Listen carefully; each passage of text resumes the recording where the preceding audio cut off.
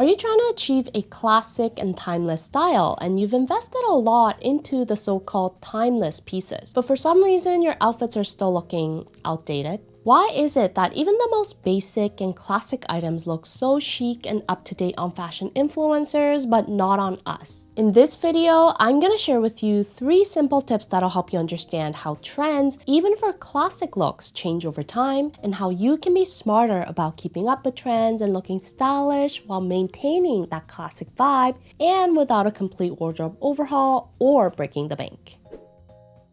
As we get older, a lot of us become more and more drawn to classic looks because we become tired of chasing trends. So we start investing more in our basics and those timeless pieces like a nice black blazer or a trench coat. But the thing is, these timeless looks are also somewhat dependent on trends. Let's look at some visual examples to show you what I mean. Between these 2 styles, which one looks more recent or relevant to today's trends? How about between these 2? Here's one more example.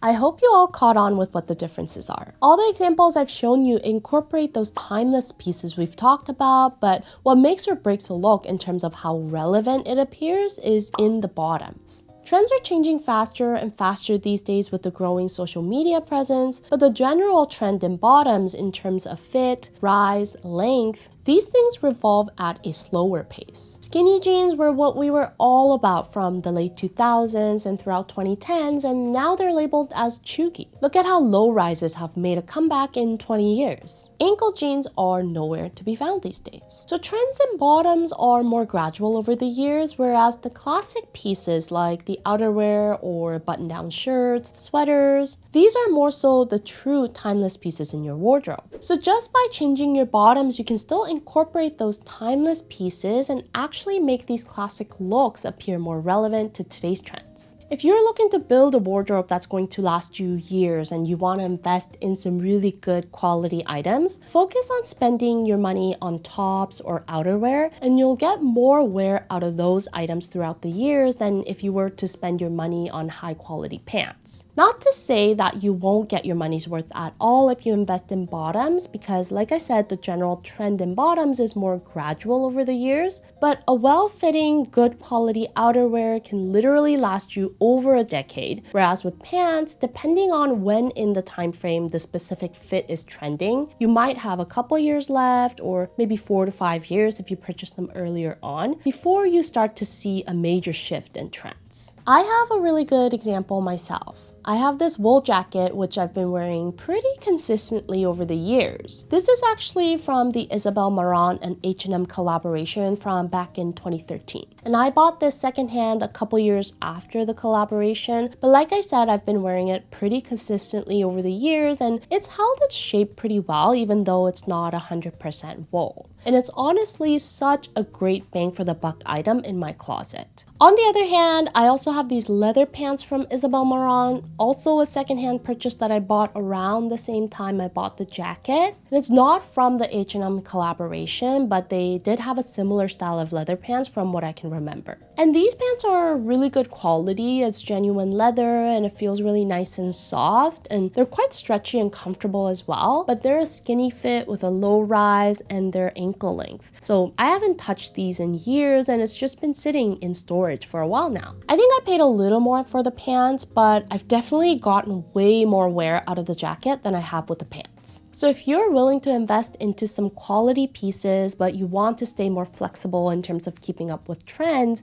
I would highly recommend you to focus more on classic tops or outerwear than pants. Now, when it comes to skirts, I think you can be a lot more lenient. Like a nice A-line skirt or a pencil skirt will always look very classic, similar to a really nice and well-fitting outerwear. But when it comes to styling your skirt and staying relevant, there is a trick to it as well, which brings me to my next tip, the shoes. Similar to pants, there is a gradual trend in shoes as well, which makes sense because shoes are such an important aspect of styling your bottoms and they go hand in hand. Again, if we look at some visual examples, these days I think there's a lot more focus around comfort when it comes to shoes. So kitten heels instead of high heels. And there's a huge focus on sneakers as well. So pairing runners with the more formal outfit kind of adds that relaxed feel to the overall look, and it looks more up to date and in line with what's trending right now. And we can't forget about loafers when we're talking about a classic style, but chunkier styles make the outfit look a lot more relevant than narrow styles with thin soles, which can look quite outdated if you wear them now. So the fit and the style of the pants is important, but also which shoes you pair them with is another factor that can make the outfit look more relevant versus outdated. And when it comes to pairing your shoes with skirts, your socks are also going to matter. I think ankle socks are another item that's been called chuggy. And with the pants being on the longer side these days and not showing your ankles, I don't think the kind of socks you wear with your pants matter as much because you're just not going to be able to see them. But when you're wearing a skirt, whether it's a mini skirt, a pencil, or a midi skirt, the socks are always going to be visible. So if you want to make your classic skirts appear more relevant, definitely pay attention not only to your shoes, but also to your socks as well. For the third tip, we're going to go back to talking about the top half of the outfit. We already talked about the fact that if you want to invest in quality pieces that's going to last you, you would likely be getting a lot more wear out of the tops or outerwear throughout the years than your bottoms, but there's also a trick to choosing what kinds of pieces for your tops or outerwear. So the third tip is to pay attention to the length and the fit. First, let's talk about the length. Like I said, with the changing trends in the bottoms, one of the aspects that's going to change is the height of the rise. High rises were very much a thing of the 2010s, but now we're seeing pants with lower rises a lot. And with that, what also changes is the length of your tops. Crop tops are lingering around despite the rise of the pants becoming lower, and I think it's part of the whole Y2K revival fashion that peaked a couple years ago, but realistically, I don't feel all that comfortable with showing that much of my midriff, and it's certainly not a classic or a timeless look in any way. We could kind of get away with wearing crop tops and not showing much of our midriffs when the rise in the bottoms was really high, but with mid-rises and low rises, that's not the case. So keep this factor in mind when you're choosing your tops. With a regular length top, you can be more versatile because you can wear them with a mid-rise or a low-rise, no problem. And with a high-rise, you can just tuck in your shirt to create that cropped look. And especially if you're trying to find pieces that'll last you through the changing trends, you want to be mindful about these factors, right? So I would advise to avoid anything that's really short or cropped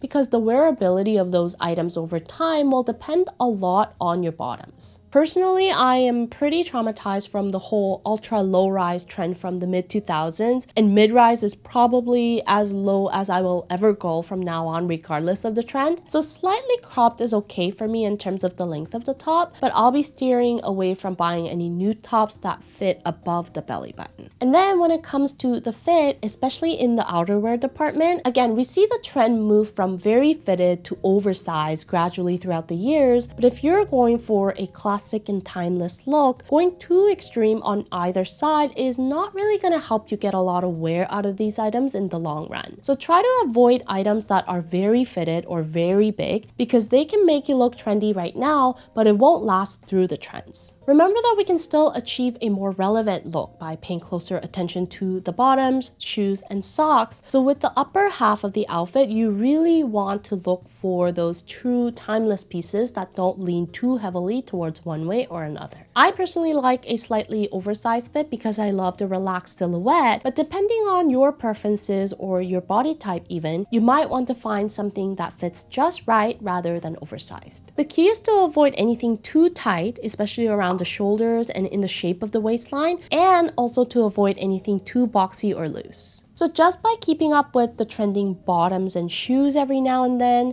you can maintain an overall classic and chic style that appears timeless but still relevant at the same time. And it's an easy way to elevate your overall style without stressing too much about the ever-changing trends. I hope you found the video helpful. If you did, don't forget to like, subscribe, and turn on your notifications before you go, and I'll see you in my next video. Until then, stay unique and stay gorgeous.